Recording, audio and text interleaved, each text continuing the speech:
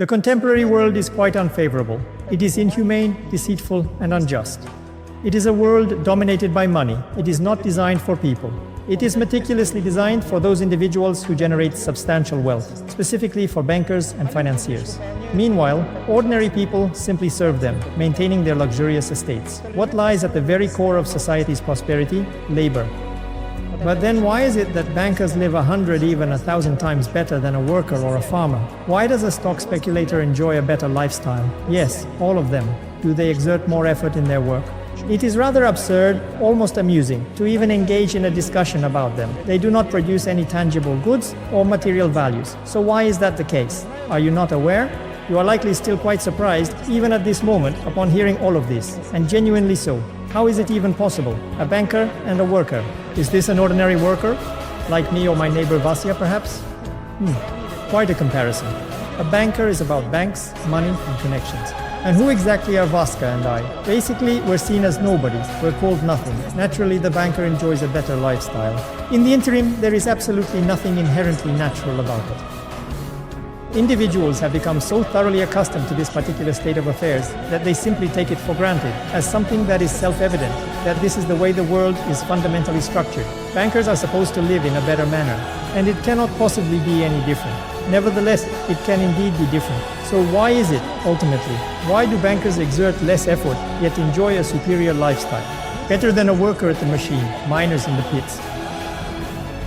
Intuitively, you have already discovered the answer on your own, because a banker epitomizes money, a financial institution, precisely, money. They represent the core of everything, the very foundation of all foundations, and it is concerning them about finances that we ought to discuss in greater detail. What precisely constitutes money? Never contemplated it before? A method of calculation, a measure of laborious effort, as they instruct us from a young age. They instill it into us practically from when we're very young. One must exert significant effort and diligence. Money does not simply descend from the heavens. It must be acquired through honest means and with dedicated hard work, and so forth and so on. Familiar, isn't it? Mention this, by the way, to someone like Abramovich, who acquired everything honestly and through diligent effort, all his billions, just for amusement. You'll certainly have a good laugh. Indeed, you must exert significant effort. But what do you ultimately receive in the end? Insufficient pensions, a barely clothed old age, and poverty. You've dedicated your entire life to laboring diligently for others, and they have extracted all your energy and well-being, squeezing you like a lemon, only to discard you like common refuse, like depleted material. That's deemed necessary, and these are the harsh realities, the terrifying realities of contemporary society. This is what nearly inevitably awaits the vast majority of us in the end. This is the conclusion for the overwhelming majority of individuals in today's society, just as it concluded for their mothers and fathers, grandmothers and grandfathers, and how it will conclude for their children, grandchildren, and great-grandchildren under the prevailing circumstances. Please wait patiently for your opportunity, for their children and their grandchildren, and for theirs as well. That's the way the world has been structured. Why? This situation is entirely incorrect and unjust. It absolutely should not be this way. Why do some individuals possess everything, while others are left with absolutely nothing? Why do certain individuals live in opulence and enjoy a wonderful time, while others struggle to make ends meet? They are unsure of how to provide for their children, even though both parents work diligently and honestly. Why is this the case? Ultimately, we are all human beings, brothers and sisters. We are all fundamentally equal. So why is it this way? Because everything surrounding us is a falsehood, a colossal, never-ending, monstrous and deceitful fabrication. Do not place your trust in anything that is transmitted to you on a daily basis from the television screens by the well-fed, polished masters of existence. Individuals are not in any way equal to them, and wealth is not a true measure of labor. All of this is falsehoods, audacious and shameless. Lies, lies, lies, and lies once more. Exaggerated stories and absurdities are being presented to you with a smug grin. Individuals accept this. Why? To simplify the process of controlling you. So you are an oligarch, or perhaps even just an ordinary insignificant deputy. Are you truly equal? In what manner? You live in a different way, eat in a different way, and relax in a different way. He spends more in a day than you do in a year. His wife never leaves Courchevel, and yours? He gets treated in the best Swiss clinics. And where do you go? His children and yours. Compared? In what manner are you truly equal? Perhaps in terms of rights. I nearly overlooked the concept of rights. as it is articulated in our Russian constitution, correct? Incidentally, much is inscribed on fences as well. Peruse it during your leisure moments. Allow it to resonate. Now enlighten me. What precisely are these purportedly equal rights that you both possess? Merely inquisitive. Is it the entitlement to gainful employment? Well, if we indeed possess such a right within our nation, who can possibly dispute it? Work diligently for the greater good. You are stationed at the machinery in the factory, while he, as the saying goes, to each their own path. The right to cast a vote and to be elected. Certainly, proceed and cast your vote, by all means. Vote as much as your heart desires. Submit your ballot. Churov will ensure that everything is accurately counted regardless. And regarding the matter of being elected, are you in the process of running to head somewhere? Do you possess the necessary funds? You ought to have some. A modest gold reserve, perhaps, for election campaigns and various other such endeavors. No? Well, in that case, simply breathe easy. Go to your machine, keep working, and don't make a fuss. Don't meddle in things that aren't your concern. It's meant for more sophisticated individuals. I trust it's clear now. You both have equal rights. And who has them more equal? This is about equality and universal brotherhood. Now let's move on to money. We won't use labor as a measure. These narratives are crafted for the unsuspecting. They do not function as standards in any manner. If they did, you would be residing in opulence. But then, what exactly are they? Bonds, shackles, chains, formidable and unbreakable links that bind individuals more securely than any steel. What kind of slaves exist in the 21st century? What variety? Indeed, every single one of us, including you, myself, everyone surrounding us, him, her, each individual, because we are all enslaved. Enslaved by money, or more precisely, by those who produce it, our overseers. Nothing has changed over the centuries on Earth. We still live this way, always thinking about the ownership system. On the surface, things haven't become more cultured, just more refined. The shackles aren't heavy, rusty, or steel anymore. They're invisible, weightless, and unnoticed. It seems as though they are non-existent. Travel to any place you desire. Engage in any activities you wish. You are free. However, in truth, they indeed exist. And you are not genuinely free whatsoever. Freedom is simply an illusion. Ultimately, it all comes down to financial resources. But where can you possibly go without any financial means? It's not the prehistoric Stone Age anymore. You cannot simply settle in a cave, nor can you wear animal skins. And hunting a mammoth is out of the question. Where have those mammoths gone anyway? You require a home, clothing, and sustenance. And all of that requires money, money, money. Money, again? Everything surrounding us revolves around money. Without those accursed things, you cannot even take a single step forward. And where do you obtain them? Precisely, you must earn them. Work? Do you perceive it? The clinking of chains, the crack of the whip, and the overseer's loud shouts. Have you ever contemplated that selling yourself might be unethical? That it is comparable to prostitution? Selling your own strength, intellect, your time? How is this essentially different from selling your own body? Indeed, you might contend that individuals are required to work. If everyone ceased working, what would transpire? Would we revert to dwelling in caves and adorning ourselves in animal skins once more? Precisely. Indeed, that is correct. I'm expressing that virtually nothing has significantly changed on this earth throughout all these centuries. Equally persuasive arguments were undoubtedly made even in ancient times, when owners skillfully presented them to their obstinate and incomprehensible slaves, who for some reason did not wish to labor for them, quite foolishly. And subsequently, in more recent historical periods, recall your serfs. For if you, unfortunate ones, cease your labor, cease tilling the soil, planting and harvesting, then what shall occur? Everything will disintegrate, the entire society. Let's all starve to death and become wild. Yes, it's necessary to work, to labor, to create, to build something new and socially useful. Otherwise, society will perish and degrade. However, labor ought to be performed primarily on a voluntary basis, not merely for a simple bowl of soup, not solely for the purpose of survival. You should immerse yourself in activities that you enjoy, that you are truly passionate about. Furthermore, if it comes to that point, it should be undertaken by everyone. Every single individual is inherently equal, so let everyone actively participate in work. The situation where some individuals earn their livelihood in the mines or at the machines, obtaining it with salty, bloody blisters, while others simply draw it, lounging and leisurely sipping whiskey or cognac, is abnormal, unacceptable, and fundamentally intolerable. And there can be absolutely no rationalizations or justifications whatsoever for such a situation or state of affairs. Currency is merely cut paper, akin to wrappers, fundamentally not supported by any tangible assets. These notes are merely designed, printed, and subsequently distributed to laborers as remuneration for their efforts. When an additional wrapper is provided or the wages are increased, the laborers feel content. The movie Wedding in Malinovka, do you remember it? Proceed. I'll draw myself another one. Astonished? Regrettably, that's the way life unfolds. A harsh, bitter reality. How is the financial world fundamentally structured? It is essentially a pyramid. At the very top is the Federal Reserve System of the United States, akin to our central bank, which is responsible for printing dollars. How many, you might ask? As much as it desires, it prints. Naturally, it follows certain internal standards and regulations. For instance, it endeavors not to print an excessive amount of dollars to prevent them from becoming devalued eventually, and so forth, but fundamentally, as much as it desires. Their own hand is the ultimate ruler. At the very least, there are absolutely no external restrictions placed upon it. None whatsoever. Only considerations of expediency guide it. Below are the central banking institutions of various countries. Further down the list are all the other local national banking entities. This is, naturally, not overly simplified, yet overall, it portrays the general picture. Why are banks necessary at all?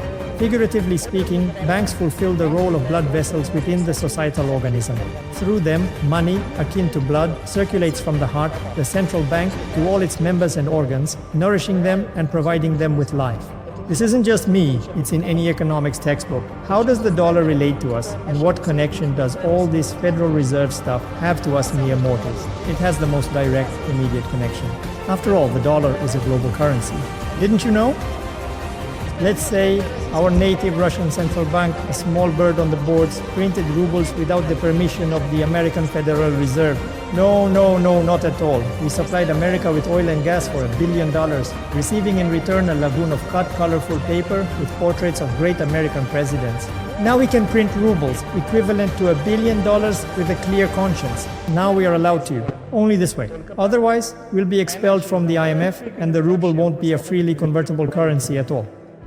Where shall we proceed with our wooden currency then? However, let's set that aside for now. This is an entirely distinct subject of discussion. Feel free to explore it on my website if you're interested.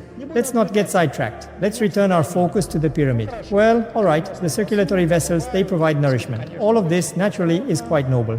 Here's the central question. Why does a banker have a more prosperous life than a worker? So what if he's a blood vessel? Should we give him something for that? Rations for enhanced nutrition. Meanwhile, I'm building houses. Or perhaps I bake bread, which is incredibly important as well. Does he exert more effort than I do? Absolutely not. Then why is it so? Yes, and one more question. I work and work. I go like Papa Carlos from morning till night. I'm trying for the public good, you know. I am unable to settle my debts. Every one of my acquaintances finds themselves in the same predicament. Is this considered normal? It is evidently all incorrect and unjust. Such an everlasting credit bondage. To whom do I owe? The financial institutions, these so-called lifelines? Damn them all over again. It's all so frustrating. Why do I need such troubles? They're fooling us, plain and simple. That's all there is to it. As usual, they take advantage of the fact that we, the ordinary workers, have no way to figure all this out. In all these complexities, we have families to provide for. That's precisely how they exploit us. They ride on our backs like unscrupulous scoundrels. Oh, those individuals, we are quite familiar with those individuals. However, take it easy, please, calm down. Let's work through this together, shall we? We need to approach it calmly and without any sense of urgency. However, I must warn you in advance that we will need to exert some effort. It is not particularly easy to untangle in just a few minutes what has become tangled up over an extended period of time. We, as humanity, are indeed the best and most sophisticated, having refined this Jesuit skill of ours. However, let us make an attempt. At the very least, we shall demonstrate something clearly from the everyday life of contemporary banks. Let's illustrate everything with a practical example that you might find intriguing. So, envision the following rather ordinary scenario and pay close attention. Let's assume there's someone named Olya and Kolya. Additionally, there's Ivan Ivanovich, who serves as the banker for both Olya and Kolya. They both keep their money with him. That's why they address him by his full name with respect. Kolya is quite eager to purchase a bicycle from Olya. However, he currently lacks sufficient funds. At the moment, he possesses merely 10 rubles. However, Olya desires a complete 100 for her cherished little bicycle. This presents a challenge. What course of action does Kolya take? Well, he genuinely desires it. The young man is quite enthusiastic. He hands Olga his 10 rubles as a deposit and earnestly asks her not to sell the bicycle to anyone else for now. He assures her that he will bring the rest of the money soon. In the meantime, he rushes over to his bank to meet the esteemed Ivan Ivanovich in order to request a loan for the remaining 90 rubles. Ivan Ivanovich, however, doesn't have a significant amount of money available at the moment, but he is well aware of the 10 rubles that Kolya has already handed over to Olya. Where is Olya going to place them? Correct, she will deposit them into her bank, the very same one where Ivan Ivanovich works. Thus, Ivan Ivanovich requests Kolya to return the following day, anticipating that by that time, Olya's 10 rubles will already be deposited in his bank.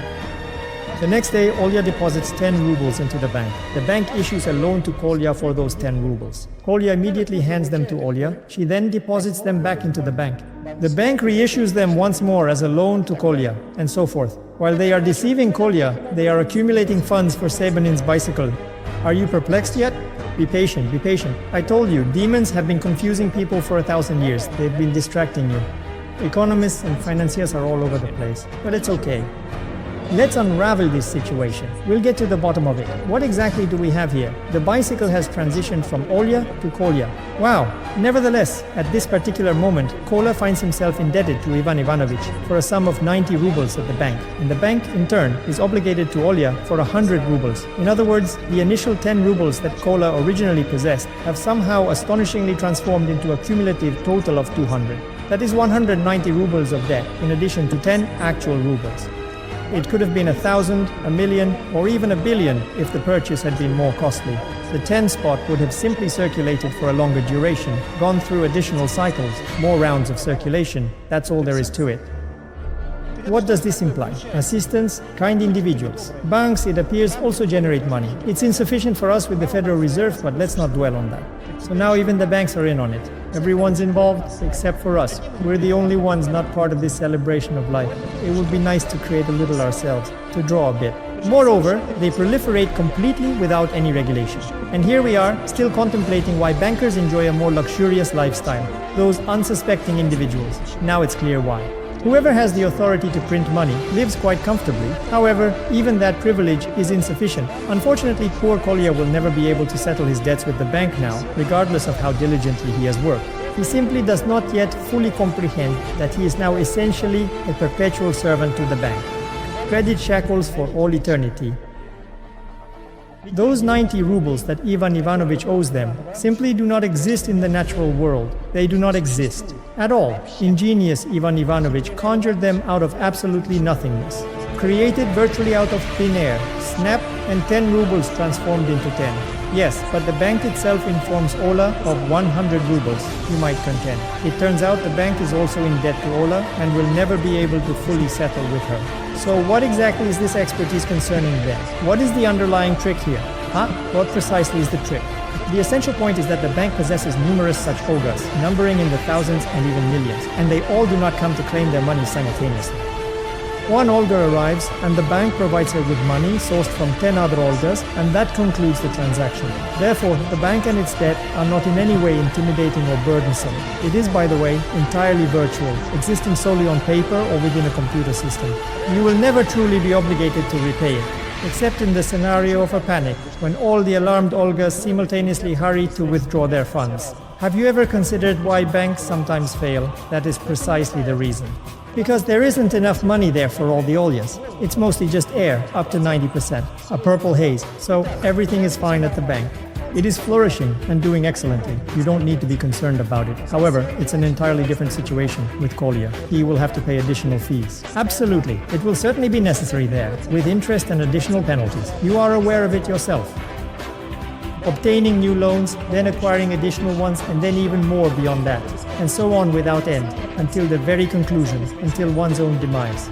There is truly no way to escape from this credit trap. It simply does not exist. Essentially, that is the harsh reality. The trap has firmly closed. Kolya is now perpetually indebted to the bank. He's excessively overextended. He will now labor tirelessly for it, work, and continue to work, until he dies, and he still won't pay it off. Subsequently, his offspring, including his grandchildren, and all the forthcoming generations of individuals enslaved by the bank, or more accurately, by that monstrous, cannibalistic, and global financial system that has engineered this merciless and inhuman mechanism, which must ultimately be dismantled and eradicated. A financial apocalypse is the sole event capable of shattering our financial chains and rescuing us all, ultimately liberating us from centuries of bondage. In its all-cleansing flames, the old will be consumed entirely without a trace, and the new will emerge. It will burn, and the wind of change will scatter the Federal Reserve, the cursed insatiable octopus of the AU, entangling the whole world with its sticky financial webs. Banks in their current form will vanish and burn. They don't cleanse anything, don't believe it. They bring destruction to all living things, draining the lifeblood. They are parasites on the healthy body of society. Bloated ticks feeding off our lifeblood, greedy and insatiable yachts, firmly attached to us. What precisely do they contribute that's advantageous? They offer loans at their exorbitant interest rates. And why do banking institutions even impose interest on loans? Have you ever pondered over this matter? Usury was not consistently looked down upon, across various eras and among diverse cultures, and presently it has been legalized. Why? An individual takes out a loan from the bank. They obtain it for a purpose, to create and produce something innovative and beneficial, to bring a project to fruition. They endeavor for the advantage of the entire society, including the bankers themselves.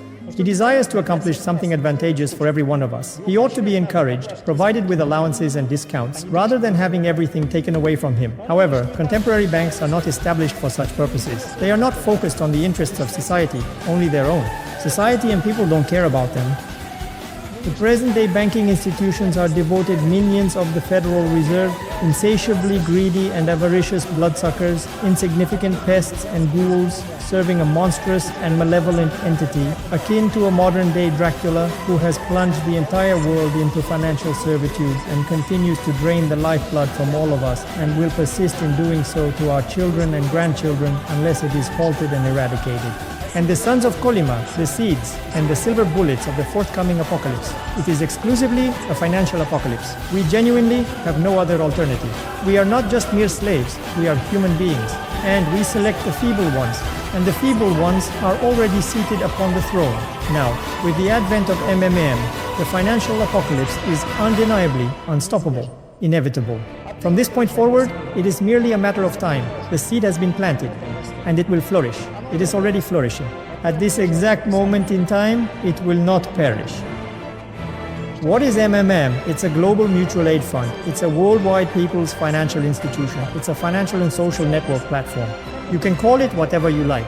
There are countless names. The essence is that it is a voluntary and informal union of millions and millions of people all over the world who have risen against financial slavery, decided to declare war on the Federal Reserve and banks, and win this war, and who have combined their financial resources for this particular purpose. Even if each one is individually small, there are numerous people, millions, and collectively this is already a formidable force, a massive force, unbeatable and expanding every single day. After all, what do banks truly rely on for survival? By the oligarchs? By the billionaires? No, it is by the very same ordinary individuals who keep their modest savings with them. MMM is effectively pulling the rug out from beneath the banks, opening individuals' eyes. Why do individuals deposit their funds in banks at a predatory 8% annual interest rate, with inflation running at 25% and even higher? Because there is no other alternative. Banks are monopolists. Where else do they take their money? Like Olia, only Ivan Ivanovich. If not to this bank, then to another.